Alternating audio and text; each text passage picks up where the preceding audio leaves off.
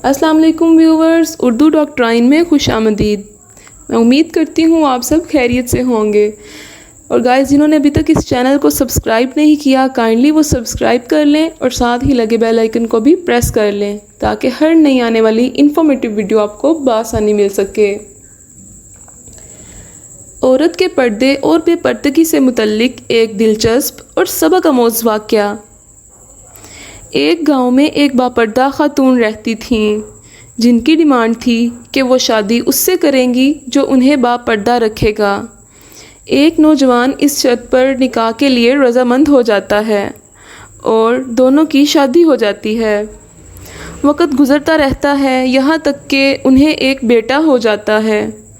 एक दिन शौहर कहता है कि मैं सारा दिन खेतों में काम करता हूँ और खाने के लिए मुझे घर आना पड़ता है, जिससे वक़्त का बहुत ज़्यादा ज़िया हो जाता है। तुम मुझे खाना खेतों में ही पहुँचा दिया करो। बीवी राज़ी हो जाती है। वक़्त गुज़रते गुज़रते एक और बेटा हो जाता है, जिस पर शौहर कहता है कि अब गुजारा बहुत मुश्किल हो गया है, तुम्हें मेरे साथ खेतों में ही हाथ बटाना होगा। यूं वो बापर्दगी से नीम पर्दे तक पहुंच जाती है और तीसरे बेटे की पैदाइश पर उसका शौहर उसे मुकम्मल बेपर्दगी तक ले आता है। वक़्त गुज़रता रहता है, यहाँ तक कि उनकी औलाद जवान हो जाती है। एक दिन यूं ही बैठे बैठे शौहर हंसने लगता है। बीवी सबब पूछती है तो कहता कि बड़ा तू पर्दा पर्दा करती थी, आखिरकार तेरा पर्दा ख़त्म हो ही गया। क्या फ़र्क पड़ा पर्दे और बेपर्दगी का, ज़िंदगी तो अब भी वैसे ही गुज़र रही है।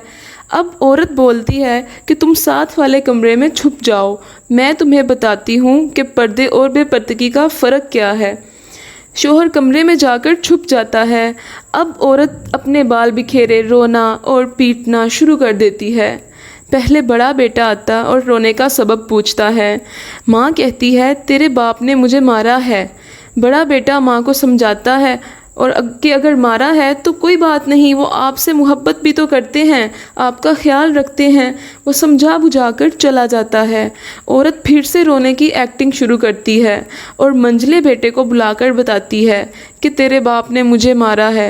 मंझले बेटे को गुस्सा आता है और वो बाप को बुरा भला कहते हुए माँ को समझा बुझाकर चुप करवाकर चला ही जाता है। आखिर पे यही ड्रामा औरत छोटे बेटे के सामने करती है, मगर छोटा बेटा गुस्से से आग बिगोला हो जाता है और ज़ोर ज़ोर से गालियां देते हुए डंडा उठा लेता है और कहता है मैं अभी बाप की खबर लेता हूँ।